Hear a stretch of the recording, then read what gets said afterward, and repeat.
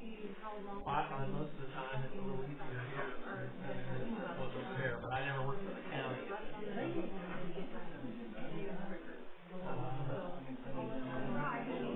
That one here, that's true on that. And our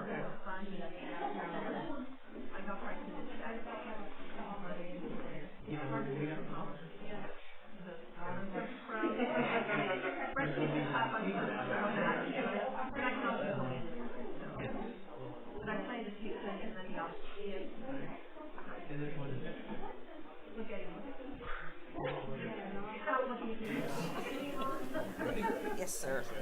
All right. Tim, would you like to lead us in the pledge, please?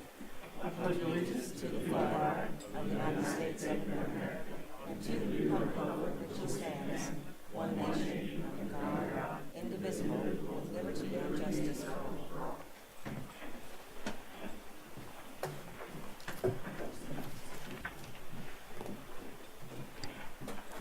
Welcome, everyone.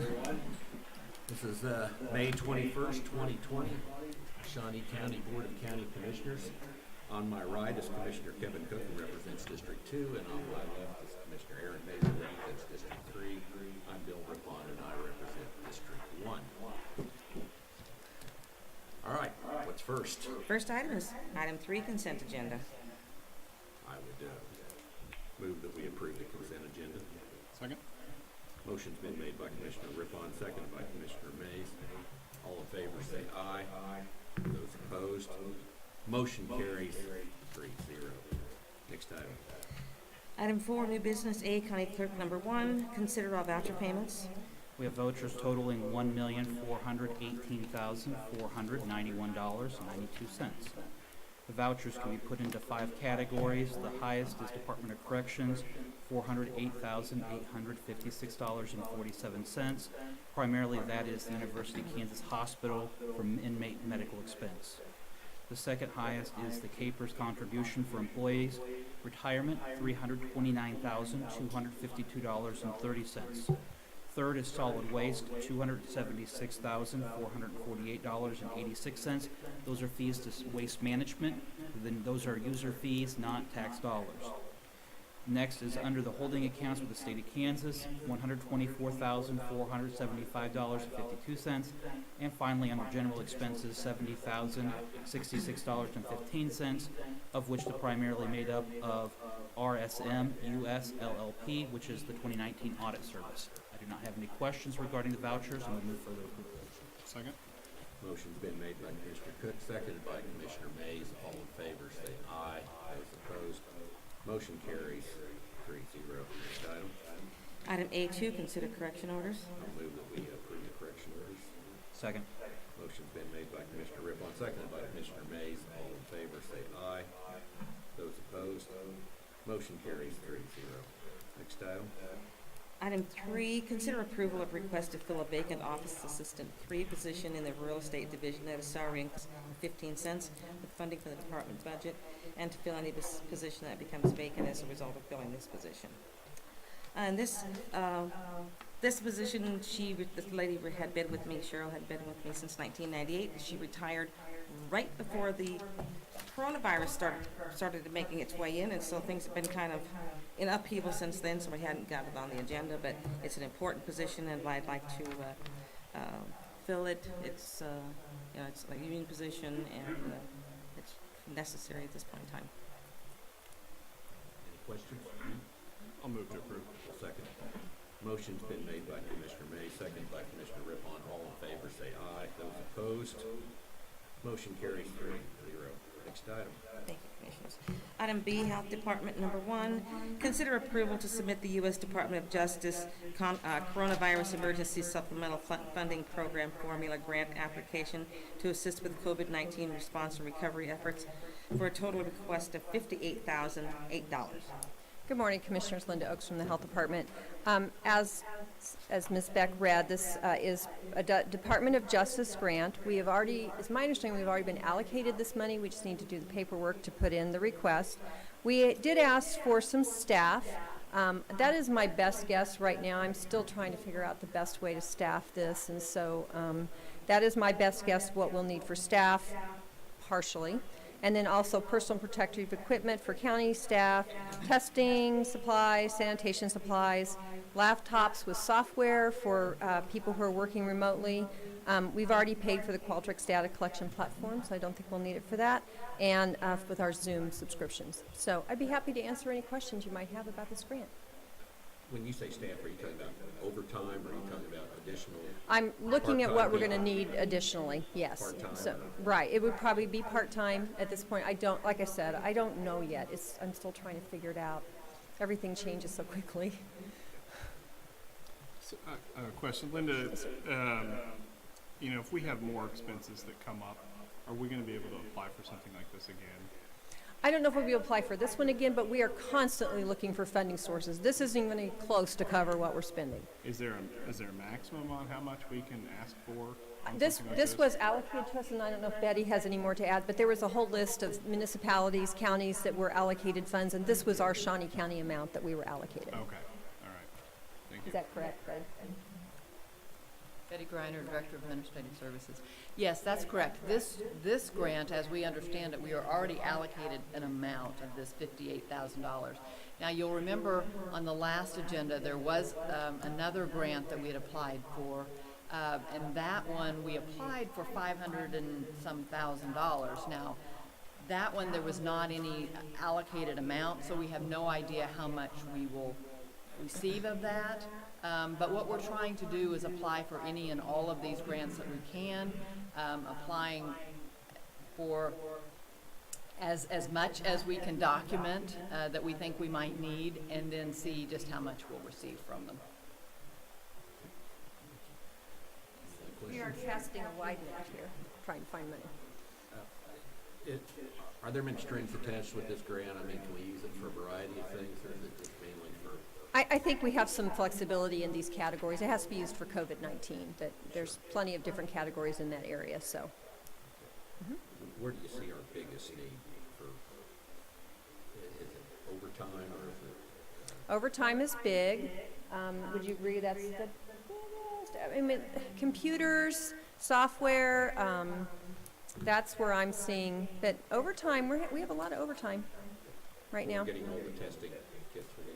We are getting testing kits from the Kansas Department of Health and Environment, but the cost of setting up those drive-through testing, we have a lot of volunteers. We know volunteers sometimes can't stay with us long-term, so we have to figure out what to do about that. Our volunteers have been great. I'm so grateful for them, but I know that they may have to go back to their own jobs or other activities later. Are you going to be talking about testing later on? Yes, I am. All right. I'll move for approval. Second. Motion's been made by Commissioner Rippon, seconded by Commissioner Cook. All in favor, say aye. Opposed? Motion carries 3-0. Thank you, Linda. Thank you. Next item. Item C, County Treasurer, number 1, consider approval of request for the emergency purchase of polycarbonate barriers to be installed in the Treasurer's office for added COVID-19 protection, utilizing $15,405 from the Treasurer's Tech Fund. Good morning, Commissioners. Larry Moss, Shawnee County Treasurer. This is an emergency purchase. I'm trying to put myself in a position that we might open as early as June 1, depending on any action that you would take here at the courthouse. This is an emergency purchase because the materials and the qualified contractors are in short supply and getting shorter every day as we try to open the state. And also I'm trying to meet that deadline. So I'd be glad to answer any questions you might have. How many, I guess, units are you looking at purchasing? Well, I'm going to protect 27 workstations. That's at the annex and here at the courthouse. And these are installed by? These will be permanent installation. There is an option to purchase plexiglass, which is a freestanding, for about half the cost. Unfortunately, those are freestanding because of the size of our openings, which is 6 foot, which is nice when it comes to social distancing between the clerks, and our desktops are only half of that. So if I purchase a freestanding unit for half the cost and set it on the desktop, I'm protecting about 20 inches of a 6 foot opening, and it's offset one-third on one-third of the desk. So effectively, I'd have to have the customer stand off to the side and the clerk move off to the other side. So it's while it might be half the cost, it would really not serve the need very well. Plus, it's temporary, and I'm also concerned about the safety since it's just a freestanding unit. That plexiglass, when they're building these, they're not finishing the edges very well, and the corners are rather sharp. If that takes off or falls, then I got a real problem as far as safety is concerned. And the way our situation is at the courthouse in particular, we get quite a little draft through the office, which is kind of nice because that fresh air flowing through is very beneficial when you're trying to avoid the stale air and the disease. It also creates a tunnel effect, and I'm afraid that those are going to catch and fly into a customer who will be sitting right below it if they're sitting in the chair. Again, I could do it for about half the cost if I use that option, but I don't think I would get the protection. I'd also have the safety impact or the concern. Plus, that's really a temporary, and I don't know how long this is going to go on. I'm one of the believers that we're going to be dealing with this for quite some time. So I think the option of going to a more permanent solution is the better option, even though it costs more at this time. Do these have like an access? Yes, they'll have a hole cut in, which is you'll notice it's polycarbide. When you cut plexiglass like that, it tends to splinter. It cracks in it. This is more designed for the purpose that we're using it for, as opposed to adapting the plexiglass. Are any other departments needing this type of protection? I talked to the elections office. They're not sure what they're going to do. I do know that the Secretary of State has been contracting to get protection for each of the election offices in July and August for the elections that are coming up.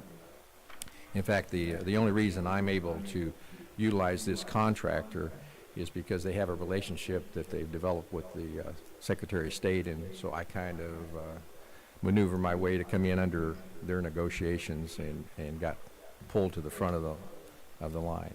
I've also had the opportunity to review 2 bids that Johnson County took in April, and these bids are in line with what they did over there, with some adjustments for our particular situation, and we went to the polycarbonate as opposed to the plexiglass. Are we confident we can get these installed pretty quickly? Or? If they get the materials in today, they will start installation this afternoon. Okay. I'm hoping that they'll have enough material shipped to them that they'll start installation at the courthouse next week. And that would put me in a position then to open on June 1, depending on what you all decide to do with the courthouse. Just for the record, we have looked at other locations, such as the Ag Hall. Vetted that pretty strongly from a IT standpoint. We could go out there, but when I look at the security and the logistics of operating in that temporary location, I would spend far more than what I'm spending here to develop a permanent solution here at the courthouse that will last for years, as opposed to trying to make that do for a month or so. There are some real security issues. There's no safe.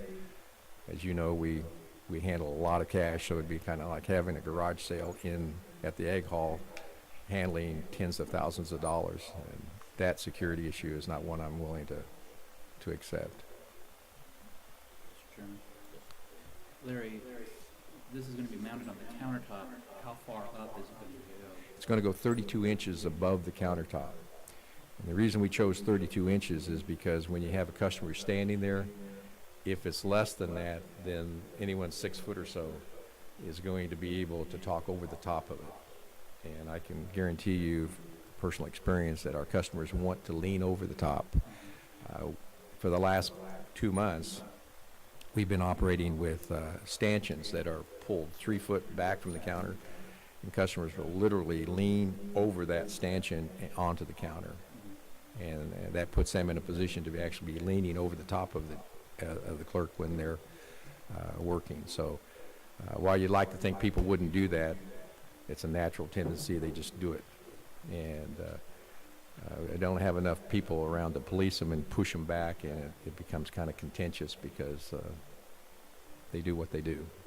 $15,000 for this expense, and I'm anticipating we're going to see this from other departments as we continue to react or respond to the COVID crisis. Let's remove the COVID for just a moment. Across the state, we've had issues with violence or acts of violence to appraisers, treasurers, motor vehicle. Does this add a level of safety for your employees in addition to just the virus? It does. Obviously, it's not bulletproof. They could. That's another reason to be permanent, because if they want to get aggressive and start pushing against that, it's not falling in on the clerk sitting behind it. So yes, it does. And another little side benefit. We've looked at this for years, but I just would not incur the expense because it was unproven science. The one thing we've noticed this year is we've had a reduction in the number of flu cases and colds within our office. That's just because we are social distancing. And I think that's even been noted in the media. We've always thought this would be beneficial just because during flu season we have attendance issues because we're exposed to a lot of the public. And I think it'll show benefits even after this is over. Well, at your annex, you don't have the benefit of having a sheriff's deputy right around the corner. And so this does prevent, I think, maybe add a level of security for your employees in addition to the public. I agree, and also in the 2 weeks we've been operating in the annex, 95% of the customers will abide by you must have a mask rule. We have that small percentage that are using this as their announcement of freedom and whatever, and so we force them to stay outside, and we have to hand carry their stuff back and forth. That is not efficient. Gets you a lot of exercise, but it's very inefficient, and when it starts raining out there, it's not a good situation for anyone, and it has become quite contentious at times. So putting this barrier in lets me relax the mask rule for the customer, because now I have a barrier there whether they want to use a mask as a barrier or not.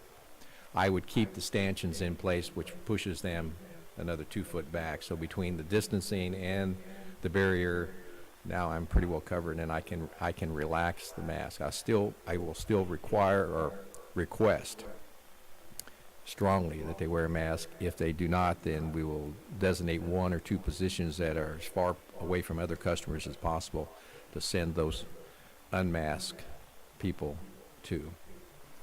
And I anticipate that at some point, we as a county will have to address whether or not, what our position is on masks as it relates to the courthouse, the annex, the north facility, and whether or not we're request, recommend, or require. And so I anticipate that'll probably come forward at some point from the health officer or from the health department. I don't think I answered your original question adequately. As far as other departments requiring this level of protection, I would doubt that, because first off, they don't have the number of positions lined up that we do, or the volume. We right now we're backlogged about 13,000 people who need to get in because they have delinquent tags or new vehicles that need to be registered. When June 1 rolls around, that's going to grow to 25,000. And when the July 18th, 1st of July rolls around, and the July 18th date arrives when everybody is the freebie, the grace period, we will probably have a backlog of more like 40,000 to 45,000 people who are going to try to get into our office as fast as they can.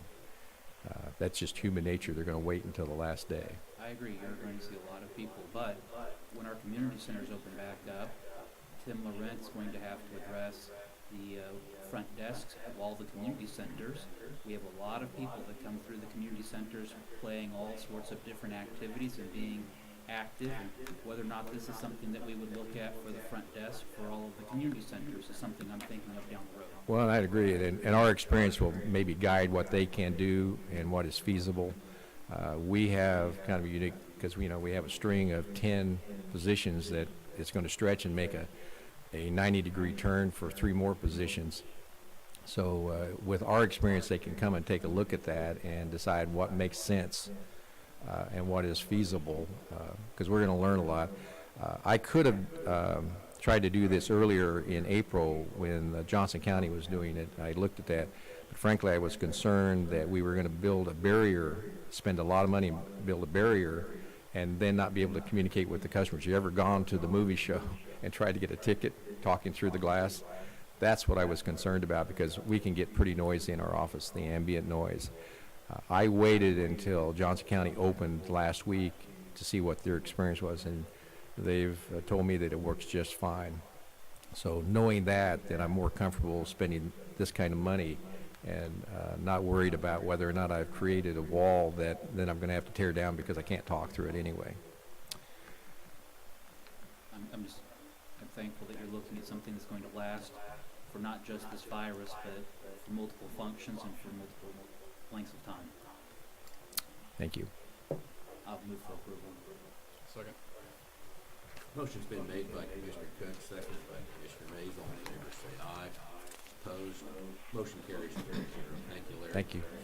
Stanchions, when I was a kid, was what you lock cow's head in while you milked them. Well, it's taken we look on like a another movie theater now. We have so many stanchions in place, and all I need is the popcorn machine and the soda fountain, and I'll be in business. So.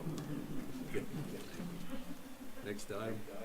Item D, Weed Department, number 1, consider authorization and execution of the following agreements for emergency repairs needed at the Weed Department facility due to high winds during the May 4th thunderstorm, with funding from the contingency fund.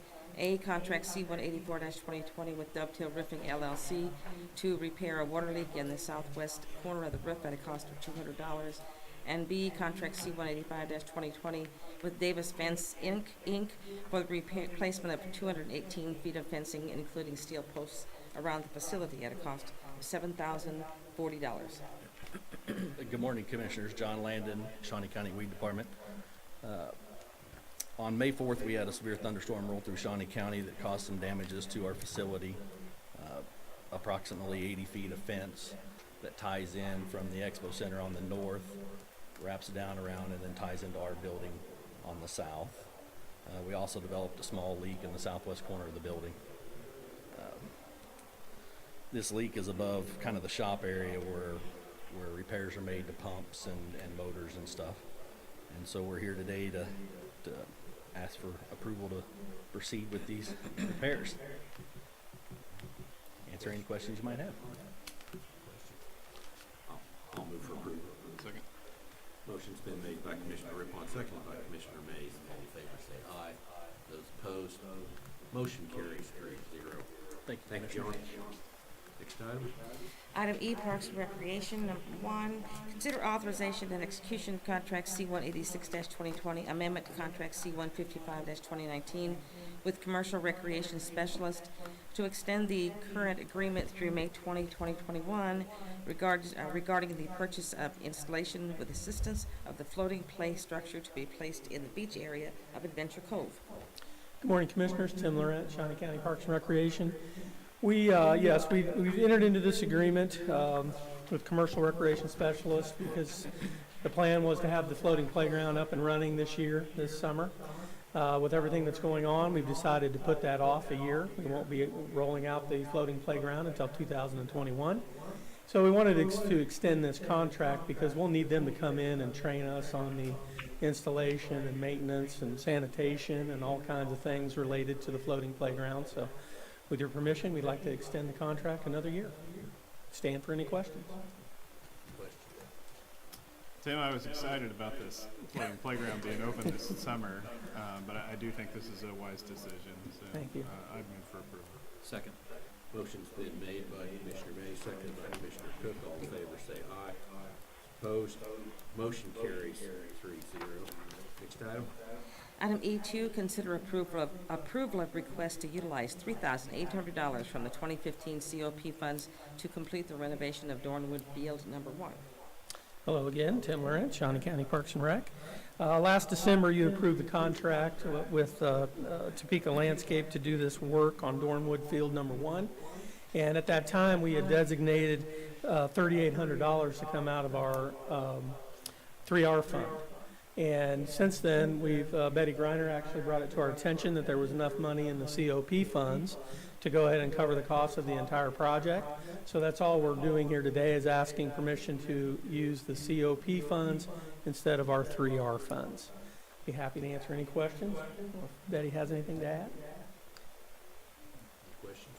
I'll move for approval. I'll second. Motion's been made by Commissioner Cook, seconded by Commissioner Rippon. All in favor, say aye. Those opposed, motion carries 3-0. Thank you. Next item. Item F, Administrative Services, number 1, consider approval of request to post and fill an accountant 1 position at a minimum salary including benefits of $56,060.27 with funding from the department budget, and to fill any position that becomes vacant as a result of filling this position. Good morning, Betty Griner, Director of Administrative Services. As Cindy has read, we have a retirement in our department. I would like to recognize Cheryl Wickersham for 36 years of service to the citizens of Shawnee County. And because of that retirement, I would like approval to post and fill this position as well as any other positions that might result from filling this one. Thank Cheryl for all of her work and service to Shawnee County. That's a long time and a lot of service, so move for approval. Second. Motion's been made by Commissioner Cook, seconded by Commissioner Mays. All in favor, say aye. Those opposed, motion carries 3-0. Next item. Item F2, update on revenues and expenditures as of April 30th, 2020. Okay, I have this month's, or I guess it was last month's, because April 30th, our financial review. I will say this is as of April 30th, so it's a snapshot view of that date. After I go through this, I will talk a little bit about what we've seen since that time. But this is the slide. We'll start with the revenues. The total revenue we received through April 30th was $54,940,720.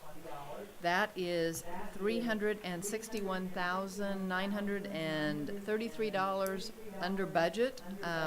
I will go through the different categories on which categories are under budget and why, but this is kind of the overall view, and it shows you the different designations or different categories of revenue and how much we receive in each category.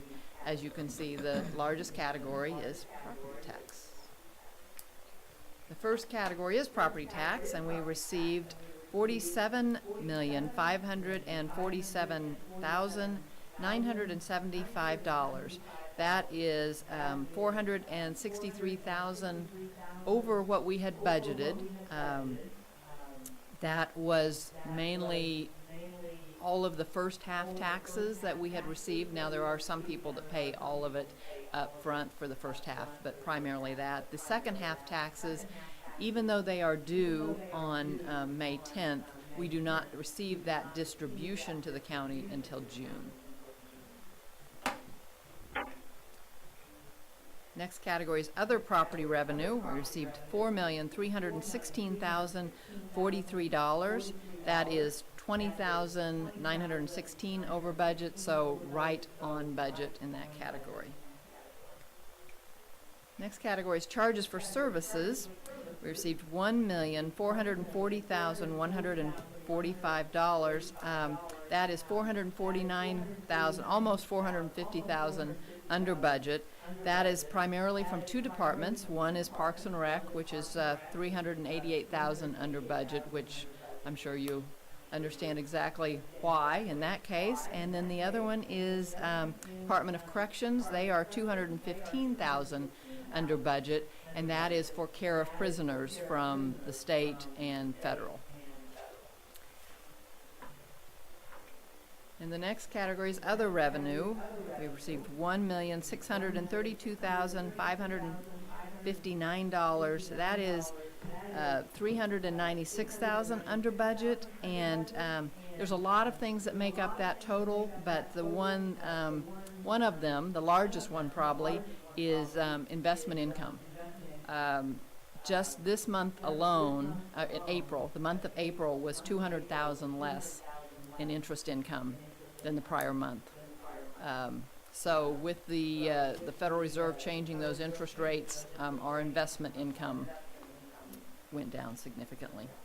So we are, as I said before, our total, we are $361,000 under budget through April, but that is 0.33%. So it's, at this point in time, through April, it's only 1/3 of 1%. So not a significant amount at this point in time, but that, of course, is something we will continue to watch. This just gives the pie chart of the different categories and shows that we received 86% of our revenue from property taxes, and then the other categories are much smaller, as you can see. 8% for other taxes, charges for services of 3%, and other revenue of 3%. Next, we will go into the expenditures. Through the end of April, we had spent or encumbered $34,843,034. That is $1,638,000 under budget, and I'll go through these different categories as well. This shows you the different categories. That is about 1.5% under budget, and we'll go through that also. So our first category is law enforcement. We'd spent $16,038,817. That is $971,000 under budget, primarily from two departments. The Sheriff's Department is $415,000 under budget as of this time. Now, some of that could have been timing issues. As I always say, the way I predict their budget throughout the year is based on the prior year's expenditures and how they were spread over the year. So sometimes there are just timing differences on that. The DOC, Department of Corrections, they are under budget $387,000 through the end of April. In conversation with them, they have had less overtime this year because they've had so much lockdown because of the COVID-19. That has helped them in the overtime area. But you will remember the vouchers this morning. We had a $310,000 medical bill. So a lot of this under budget may have just gone away with that one that one medical bill for an inmate. Okay, our next category is recreation. Spent $5,740,242. That is $128,000 under budget, and I'm sure we also recognize and realize why that a lot of that is, most of that is probably COVID-19. Public Works is the next category, $3,025,158. That is right on budget, and again, this is just the amount spent out of the general fund, not sales tax or federal exchange money, any of that. Public Health, $3,818,680. That is right on budget. Administrative Services, $5,188,056. That is $551,000 under budget. The largest category in that one is our contingencies funds. When I budget that, I budget it to spread it evenly throughout the year, and we have not had to spend a lot of that so far. So we are $283,000 under budget for the contingency this year. And then IT at the end of April was $178,000 under budget. Now I'm sure with, again, all the COVID and all of that, that probably will change by the end of next month.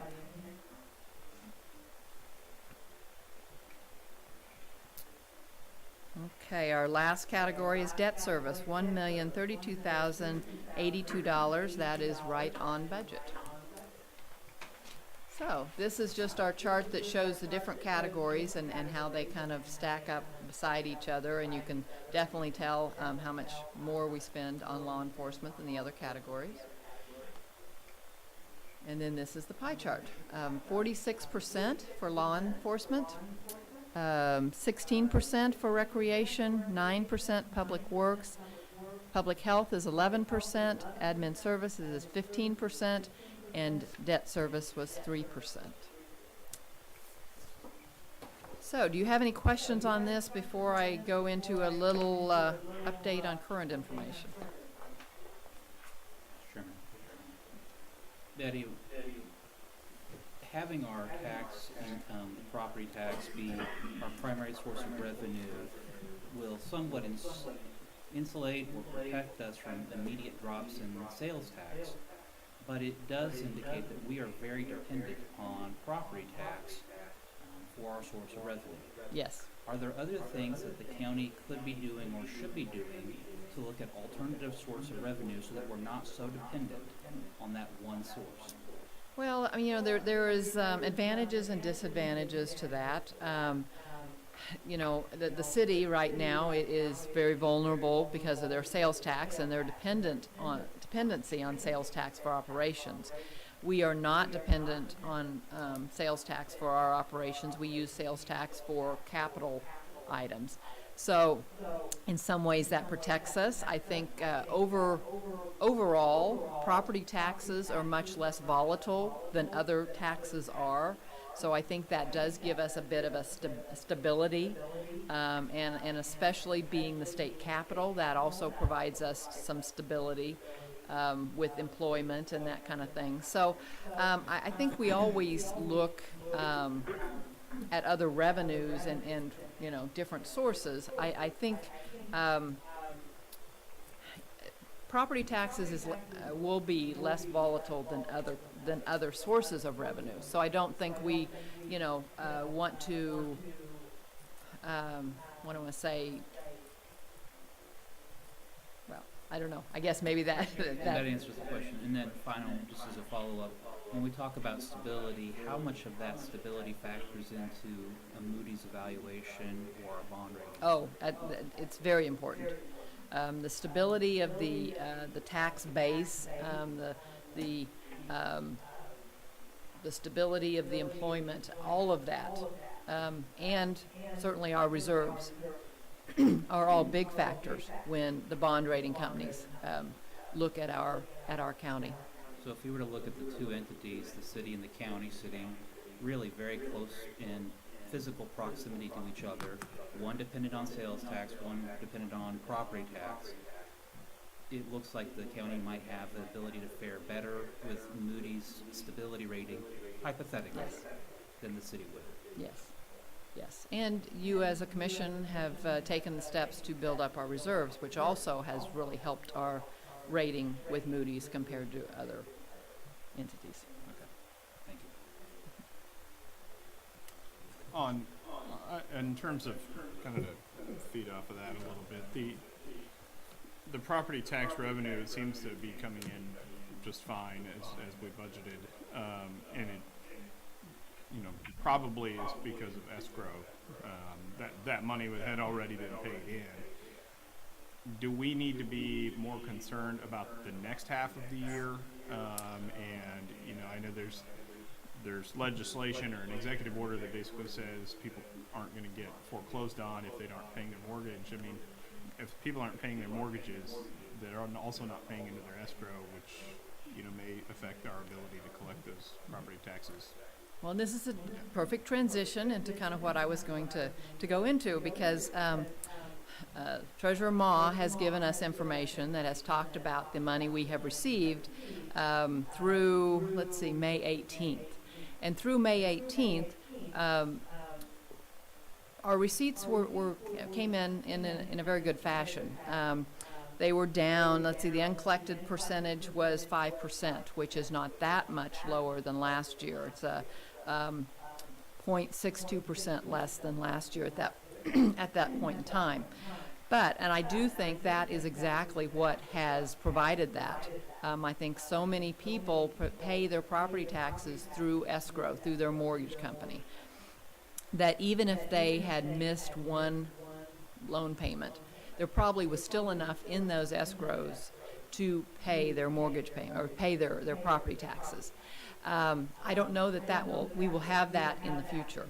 Now, people may be able to get caught up. Now, generally, this is through May 18th. Generally, we receive, and we still will, receive monies throughout the rest of the year for people that were delinquent on property taxes and are getting caught up. Now, whether that will stay at the same rate it has in prior years, I don't know. I really think our biggest hit that we might get, we may see in January, because if people get behind in their payments now, come December, when the first half of next year's property tax is due, there may not be money in those escrows to pay that.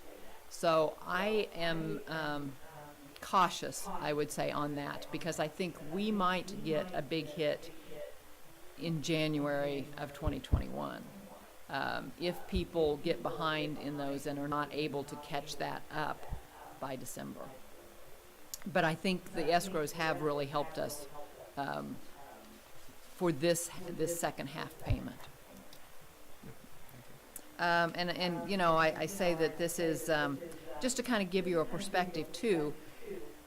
I wanted to help you understand that our total ad valorem tax levied for this year is $83,244,000.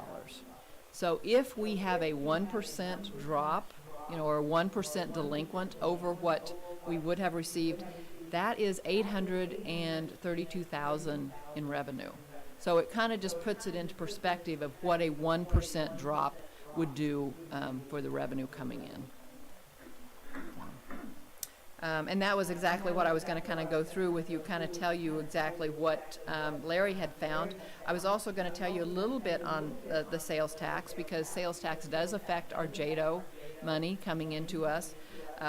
The state just announced the May sales tax that they had received.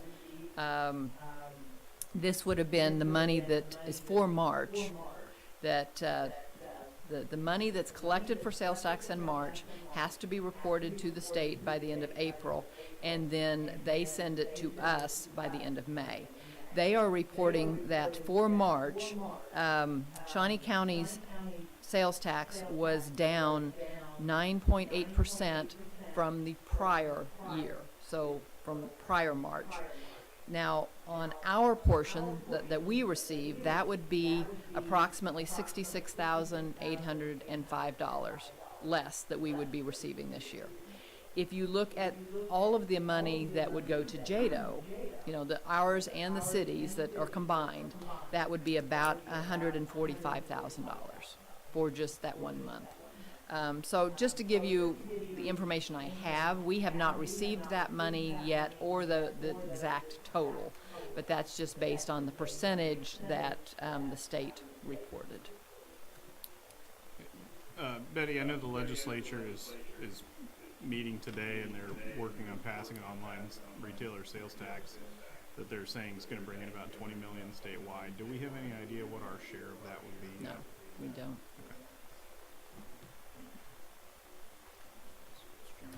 Just again, we're 3 months out from budget hearings and budget cycle, but just to start thinking about this ahead of time, if the county was to take the position that we do not want to raise the mill levy at all, given the economic crisis that we're in, but we want to maintain the same level of services that we have, with a decrease in revenue, if you were to pull a portion off your reserves, to make up that difference. I know that that's where the prior county commission got into a bit of we saw our reserves drop dramatically during the recession. Right. Is it advisable to do that as a little bit, but knowing that you have to adjust your revenues to your resources? Yes, I think we look at a combination of things. I think we look at the budgets and look at the different departments and their wants versus their needs. And I think we also look at the revenue. I think we need to look at a realistic projection of what we expect our delinquencies to be at, and that, you know, we may increase that from what we have budgeted this year, trying to look ahead. So I think we look at a combination of that. That is also why when we set up our reserve policy, we set up two numbers. We set up one number that was basically our minimum that we wanted, and then we set up a goal. So, you know, we have a 5% variance in there. So I think one of the things we would look at first is if was your desire to use some of the reserves to help offset decreased revenue this year, that we would look at whether we could keep that within that amount, that acceptable amount, that we would not go below the minimum that we've set for ourselves. Just remember that 2012 and 2013 were difficult years for the budget, where we were laying off employees, cutting departments by hundreds of thousands of dollars, eliminating programs to try to avoid an increase in the mill levy, and to not spend our reserves down any farther than they were. Those were a very difficult period of time to sit through. I hope that we're able to weather through this better. And we will be able to weather through it. I feel very confident in the amount of reserves that we've built up, that will help us weather this storm. But I still think we are going to have to be very cautious when we budget this year. We're going to have to take all of this into consideration. Very good. Thank you. Thank you.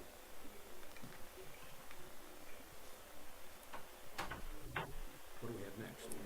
Item 5, Administrative Communications. Okay, at this time, we welcome any public opinion or any news or announcements from our different departments. Linda. Good morning, Commissioners. Linda Oakes from the Health Department. I'm going to start this week doing a weekly update for you. We plan to do this every Thursday. We'll go through the charts that Dr. Pizzino introduced last week. We'll look at what happened the prior weeks. Then I want to talk about what's happening this week and talk about the testing. And Craig Barnes is here today. He put together these slides and the charts. He's been working more intimately with these charts, so if I get stuck on a question, he's going to come up and help us out. So. All right, so first of all, we had the new positive COVID-19 cases in Shawnee County by week. And as you can see, we have our highest week is 43. I'll talk about this later, but I think we're going to pass that up. We're close right now, and it's only Thursday. So I think this is going to be our highest week. But that is what we've seen as far as positive cases. And this is by week diagnosed. When I give you the numbers, it's by the week that we received the case. So a little different, but the totals will still add up to the same. So that is what we have seen since March. This is a heat map that shows by zip code the confirmed cases in Shawnee County. And I think it's interesting to note the areas that we're seeing the highest number of cases, East Topeka, North Topeka, this area also. But this is by zip code that you can see where we've had the highest positives in our county. And please feel free to ask questions as I go, or I can go back. Why would you think that those hotspots are? Why do you think those are the? Why do I think that? Yeah. I think those areas have some folks that are in a lower economic status. I think that their health care has not been as great. I would refer back to our maps that we've shown obesity rates, adult smoking rates. Those are the areas of concern in our county in those two. So anytime you have a health issue, I think you're going to see that those socioeconomic factors still factor in with COVID-19 as they did with other health disparities. This is the number of lab tests per week. We talked about this a little bit last week. You can see last week it was a lower number again. We came down a little bit in testing. We're still testing mostly symptomatic people. We are doing some testing of folks in in clusters that were exposed, that is, we're ramping that up, that's still somewhat limited. Some of those people are asymptomatic, but this is mostly symptomatic folks. So that's what we're seeing. And then the percent of positive labs by week test requested, and I think as Dr. Zeno said last week, this shows that we're still testing enough, that we still have a good number here. Do you want to add anything to that, Shirley? Would you agree with that? We're still testing enough, and as we said, we're ramping up our testing. The health department is getting into the testing business. Linda, I'm sorry. Yes, sir. As we go back 2 slides, Okay. New technology.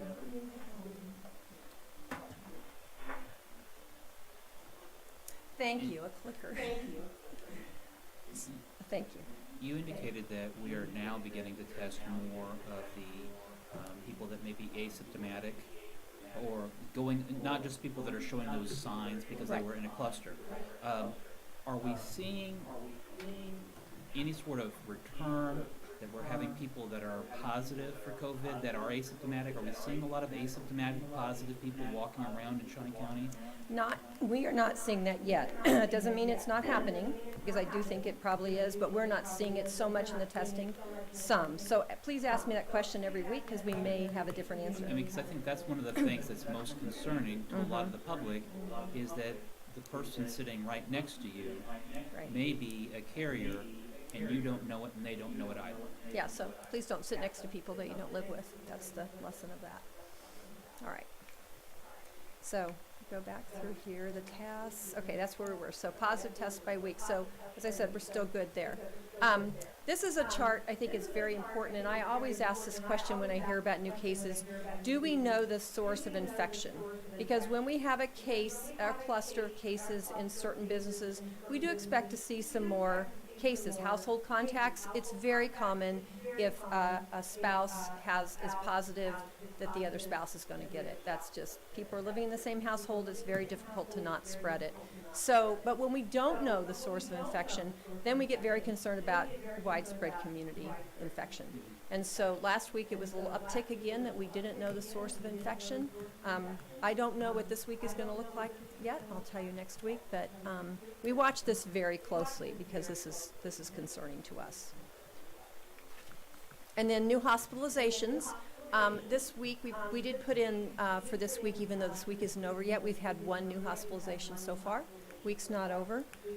So this is what we're still seeing. And we just started tracking this, so it's really hard to gauge any kind of trending yet. But we'll keep an eye on this, too. And, of course, we're still meeting with our hospitals weekly. We're still talking about how they're doing, and so far they're doing okay. I did hear them say on the call this week that they're seeing a slight uptick in admissions. So a slight uptick. We're going to keep an eye on that. And then confirmed hospitalizations by age group. And again, your 65 to 74-year-olds are in the highest group that we're seeing in hospitalizations. And we would expect that. 55 to 64 is the next highest group. So again, that seems to follow the national trends. So that is are there any other slides you'd like to go back to or talk about a little more in depth? Yes, sir. The slide of the percent positives, there was a spike a few weeks ago, 8.9%, and then we went down. Can that be attributed to the additional symptoms added to the list of what qualifies you for being tested? Because I know, like, if I walk in and I say I have a fever, like, they'll test me. But it seems like a few weeks ago when we were short on tests, it was difficult to get a test done. And was that, I mean, were the symptoms a little more, we were sure that they had COVID when they showed up, or? That's a good question. I'll ask. I mean, I think we could. Okay, Craig's gonna weigh in on. So if you look at the 8.9% that you have there, that is for March 22nd. We didn't have our first confirmed case until, I want to say March 24th was the date. And so that was, if you look before that, the 0%. So when we started really testing right there at the onset, we of course didn't test as much. We didn't have as widespread testing materials available. So the individuals who we were testing met at that point in time KDHE and CDC specific PUI criteria. So at that point in time when we had a lower testing number, so here for March 22nd is, oh, that's not that one. We're going the wrong way. Oh, that's because I'm upside down. That would make sense. So if you look at that, so we only had during that same week 454 tests that we did because we had just started really ramping up at that point in time the testing. And so we had less people who were meeting the criteria because there was more symptoms that they had to meet at that point in time. And as you can see, we've increased our testing. That has been twofold. To your point at the very first question is, we have minimized the number of symptoms that they needed to have and expanded the criteria as well as expanded the amount of testing that is available to individuals. So I think the biggest things to point out, and this is one of the things that I talk about in our weekly updates with the media in the afternoons, is if you look at the last 2 weeks here from May 3rd and May 10th, this is also, we see the increased testing. Not only you haven't seen the numbers from our drive-through testing that we've started this week, but hospitals have started their elective surgeries again, so they're testing for individuals who are coming in for elective surgeries, as well as Linda mentioned just earlier, those outbreaks or cluster sites that we've had. We have done specific testing because individuals have tested positive in those locations. So we've done targeted testing in some of those areas, as well as of asymptomatic individuals. So does that help answer your question? Yep. Perfect. I have a question. In Shawnee County, what is your percentage chance of contracting COVID-19? I don't know the answer to that, Commissioner. Do you know what percent of people who do contract it recover? I do not know the answer to that either. And I noticed on hospitalizations, it's like almost nothing at this point.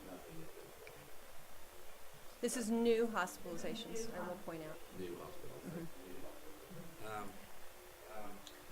What are we doing to try to get people to not be afraid to go to the hospital or to go get their medical needs taken care of? We have a critical problem there. We have people that are not coming in. They said that I was reading where organ transplants are down 80%. That means people out there are probably on the verge of dying from not getting these organ transplants. And there's even people that go to their doctor. We're going to have a lot more people dying from that than this virus if we keep this up. I think you've pointed it out, and I think that's good. We've made it public that it's safe to go to the hospitals. The hospitals are reaching out. My dentist called me and said, "Are you ready to come in?" I'm like, "Oh, yes, I'm ready." So I think the doctors are reaching out to their patients. They are doing their elective surgeries now. And so I've talked to several people who've gotten elective procedures done. It is safe to go to the ER if you're having an emergency, and I said that publicly. I'll keep saying it. The hospitals are saying it too. If you have an emergency, if you're having chest pain, other emergency type situations, go to the hospital. And of course, people in car accidents and bike accidents, they're still going to the hospital. So I do think we have to remember that every event is a local event. Okay, so we're talking local here. So locally, our hospitals, it is safe to go there in Shawnee County. So, Linda, when you're talking about whose job this may be, is it the job of the Shawnee County Health Department to tell people to go to the hospital, or is it the job of the hospital to contact their patients? Is it the job of the doctors, the dentist, the eye doctor, to contact their patients and their customers to tell them, "We're here, please come back in"? sure, and they're doing that. So we're hearing it, I'm hearing it, so absolutely, I agree So with that. are we getting any information in Shawnee County at all that in Shawnee County there are people that are not being contacted or not being able to get service from their medical providers? I have not heard that from anyone, Okay, so. all right, thank you. I have heard of people who were afraid to even have healthcare workers come to their house. They wouldn't even do that. And I think it is part of our job. You know, we're concerned about the health of the whole county. Sure. And I think we need to try to do what we can to try to calm the fear.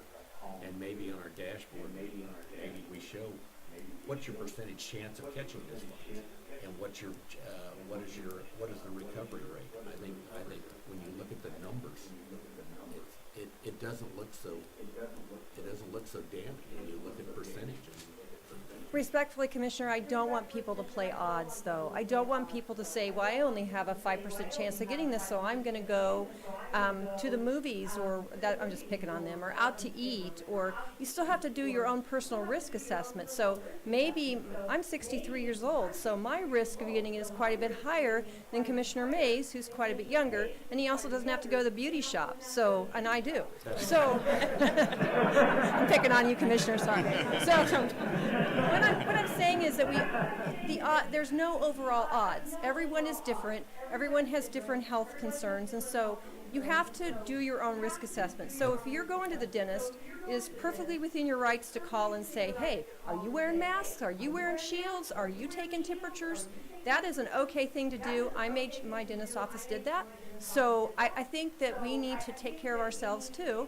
And, we need to get our health care done, but we need to do it safely. And this is not going away anytime soon, so it's the new way of life. I just want to say, yeah, I think it's up to each individual to determine, do their own assessment, depending on their age or their medical conditions. But when you back out of your driveway and drive off, there's no guarantee you're going to be back. But we're willing to take that risk, and at some point, we've got to come back, go back to work. We know there's some risk involved. We know that some people will get the virus, but at some point we have to go back. We can't scare people under a rock, because at some point, and it's already happened, we've got a lot of people who aren't getting a paycheck. And we've already seen from one of your earlier slides, the one that showed the hot spots, that poverty is directly related to health care. And the longer we stay hunkered down and we don't get people back to work, the more poverty we're going to have, which will directly relate to other health conditions. It may not be this virus, it may be other things. It may be they need a transplant, they may need some type of cancer treatment or whatnot, high blood pressure, whatever. So there's a direct relationship, and those lives aren't any less valuable than the people who get coronavirus. Well, and please don't misunderstand me. It's not all personal risk. It's my job and the health department's job to be sure that there's protections in place for everyone. We can require masks at businesses, which we are doing. We can require the social distancing. The governor has set her standards, and I support those because those help people like me, who I am in a risk group, to make that decision whether I should go or not. I don't want outbreaks have been linked to churches in the nation. We have to watch those kind of large gatherings. Those are the hot spots. Those are going to cause more suffering. And then they put people at risk who didn't ask for it. And so I think it's a balance, and I hope I'm making sense that I do think the health department has a duty to make sure that the precautions are followed so people can be as safe as possible. Linda, Yes, sir. is it even feasible for us to be able to put a percentage on a dashboard, or is this something that is still developing, still very new, that we don't have concrete data to be able to accurately put out to the public? That we're still, we are now 7 weeks into a response for something that we have not seen in this country, a response like this we've not seen in this country before. I go back, Commissioner, you were talking about backing out of your driveway or risk assessment. In the 1980s and mid-80s was the epicenter of the AIDS crisis. When that hit, our nation took a giant step in how they presented the AIDS crisis. It went from being a disease among one category of individuals, homosexuals, to everybody. And when it hit the mainstream, it changed how we approach education, reaction, risk assessment. So much like the AIDS crisis, this is a crisis of our generation and how we respond to it. What I was saying, the dashboard is, I think we're giving people a lot more hope that it's not as bad as we think when we talk about rate of recovery or percentage chance. I don't think that's all bad. I think we have enough data to show some percentages. But at the same time, with all due respect, last Saturday, when you have 3,000 people on South Topeka Boulevard cruising together, when you have people of a high-risk population that are not observing any social distancing because they choose not to, At some point, I hope and pray that this does not impact our community in a negative way, and that we're all able to, but there's just no way of knowing what is your percentage at this point. That's So please exercise social distancing and exercise safe caution. Well, I think we can do percentages, but that's just my opinion. Any other questions about the slides? Yeah, I do. Sure. And I don't know if it's necessarily about the slides, but what's the turnaround time on tests? At one time, Good question. if somebody were to get tested, let's say they got their nose swabbed, they would have to wait and quarantine for like 2 weeks to get results back. That's no longer the case. What is the expected turnaround time typically now? It depends on the labs, which labs are doing it, but we're seeing mostly 48 hours, sometimes 4 or 5 days. So people do need to stay in isolation. They need to consider themselves sick until they get that test result back, and we stress that. So, but Kansas Department of Health and Environment, it's been 48 hours. So we should hear today from our first drive-through Tuesday, and then we should hear this weekend about today's drive-through test. Okay. So. And then just sort of a comment. What was mentioned earlier about healthcare providers and people needing to know that it's okay to go back to their healthcare providers. I had the distinct honor of getting a filling yesterday at my dentist, and just kind of wanted to share my experience about how safe I felt. They called me the day before and went through the list of questions. When I arrived, they told me, don't get out of your car, call this number. They came out the back door, they took my temperature, they asked me all the questions again. They took me through the back door so that nobody's using their waiting area or anything like that. Walked me straight to my chair, told me, please don't touch anything on your way.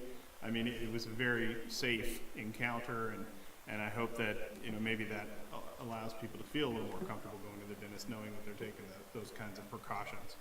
I'm glad that was your experience. That was my experience also, so that's great. Any other questions? So it's after 10.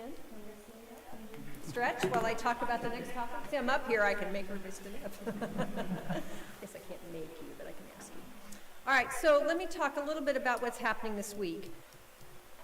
Just to put it bluntly, we're getting slammed. We got 18 cases in a day yesterday. That's the most we've had in a day that I know of, and we've got 16 more this morning.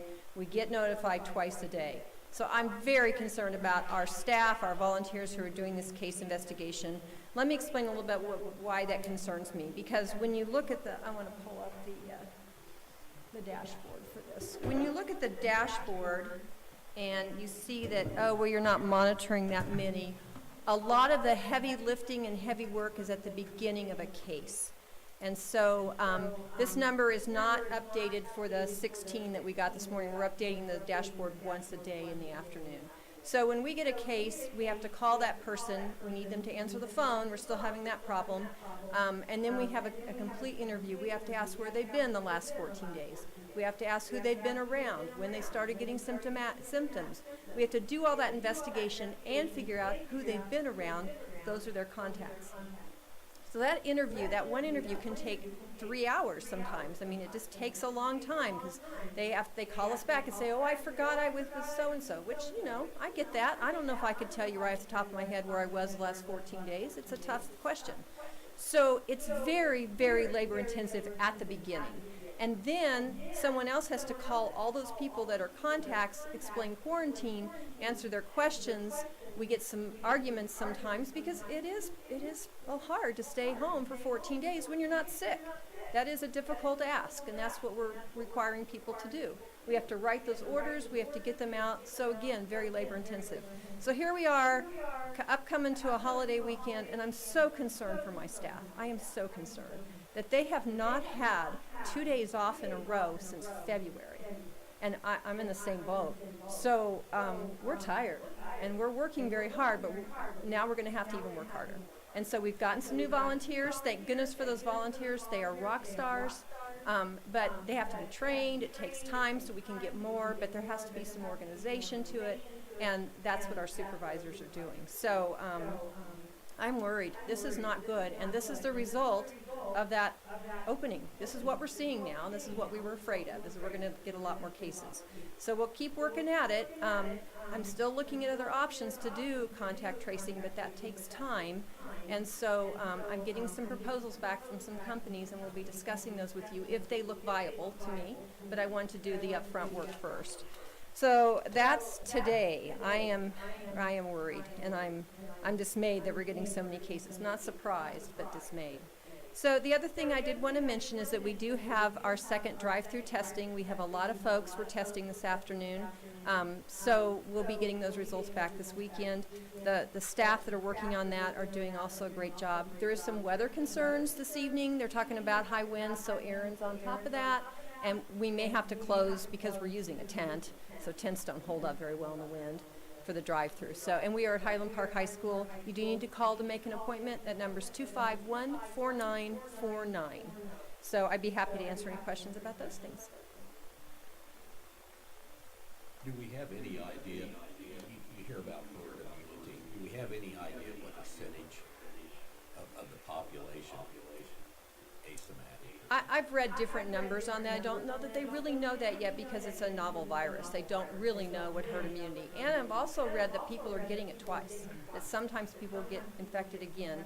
You know how colds are, which are coronavirus. You get them, you don't build up lifetime immunity to colds. You get them over and over again. You get less as you get older, but your grandchildren can still give them to you, as I've experienced.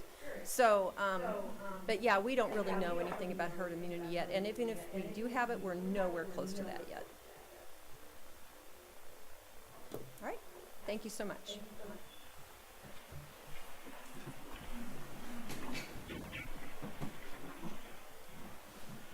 Anyone else?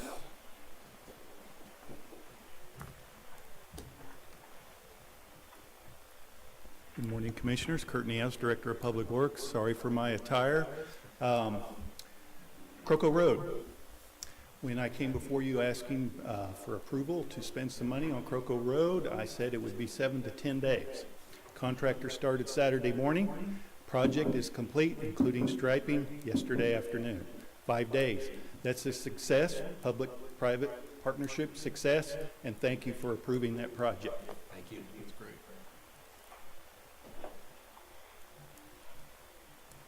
Tim Laurent, Shawnee County Parks and Recreation Department. One, I wanted to let everybody know that we hope to have a schedule out in the next day or two on our reopening plans. Hopefully today, but it's still a work in progress. And then two, I want to shift gears a little bit and talk about blue-green algae. So we were on a watch out at Lake Shawnee way earlier than that normally happens, and that concerned us a little bit. We've been talking with KDHE, and they informed us about a pilot program that they were working on that involved barley straw bales, and that's some information that Rutgers University did a study that barley straw can actually help deter blue-green algae. And so we're working with them on a pilot project, and we put these barley straw bales at Lake Shawnee in one of the coves there, close to Adventure Cove, not Adventure Cove, but close to it. And then at Central Park, the pond there at Central Park, and the Duran Rock Garden. So we're hoping we see some improvements, and that'll be something that's a non-chemical way to treat this. And so we're kind of excited, and we're hoping for the best. Great, thank you. Thank you. Anyone else? Mr. Mays? Nothing from me right now. Mr. Cook? No meeting on Monday. It's Memorial Day, so make sure we go out and observe the observations of the reason for this holiday. I want to clarify a letter that I put in the paper. First of all, they removed 150 words out of my letter. I asked them if they were doing any alterations to let me know that they're not. The other thing is they added, they took 150 words out, but because they said they had to shorten the article, but they happened to add county commissioner to the bottom of my letter. They see fit to add that. I was not speaking for the county commission. I was speaking for myself. The other thing is, I put that letter in about a week ago, it was right after the governor went to her 1.5 plan. And I thought it was too restrictive. And I think she did too. After a day or two, they changed that to 2.0. The letter would have been a lot more effective if it would have made the paper at that time. It did not. So there was a timing issue there. So when you responded, you were responding to something that I was responding to the governor's action from a week ago. You got a little quicker reaction than I did from the paper. So anyway, I just wanted to clarify that. But it's still my opinion, and that's my feelings. But I want to make sure that I wasn't speaking for the entire commission. It's my opinion. They're the ones that added county commissioner to my name. And like I said, they removed a number of words out of there. Hopefully they removed words like not. But they did take liberties to shorten my letter. Commissioner, I appreciate that. I think that, again, when I read the editorial yesterday, it's your First Amendment privilege to prepare a letter to the editor, as it is any citizen, and just to make sure that it's clear that it's your opinion as to what your actions, and that the last thing that we would want is to have the public believe that we have met in secret, that there's not transparency. We do have to adhere to open meetings regulations. One of the most common questions I get presented on a daily basis almost is, what do your fellow commissioners, or what have you discussed with your fellow commissioners? We talk here in public, in open, unless it is an executive session on a specific reason for a specific amount of time. Other than that, Commissioner Mays and I are not grilling out behind the barbecue. Commissioner Rickon and I are not skateboarding in the park. I don't know that I own a skateboard anymore. But our business is done here in public. And it is important for the public to know that this is where we conduct our business in transparency. Okay. I would like to make a motion to go into executive session for a period not to exceed 30 minutes for the following reasons. For preliminary discussion, acquisition of real property, specifically to acquire land and buildings. Both items will be 15 minutes, no action expected at this time. Commissioner, can I make clarification? Sure. Following up with what Commissioner Cook just said, we go into executive session, for example, on this topic to discuss the possible acquisition of real estate for use by the county. Each and every time we do make a final decision to acquire that property, that transaction is going to come before the Board of County Commissioners in a public meeting for public approval. The public's going to see the contract, they're going to see what we paid to acquire it. So there are no secret deals that are created in executive session. Executive session is to make the decision to go ahead and finalize the deal, and the final details will always come before the public in one of our meetings. So I just wanted to make that clarification following up with what Commissioner Cook said. My motion would need a second. Motion's been made by Commissioner Rippon, second by Commissioner Mays. All in favor say aye. Those opposed, motion carries 3-0.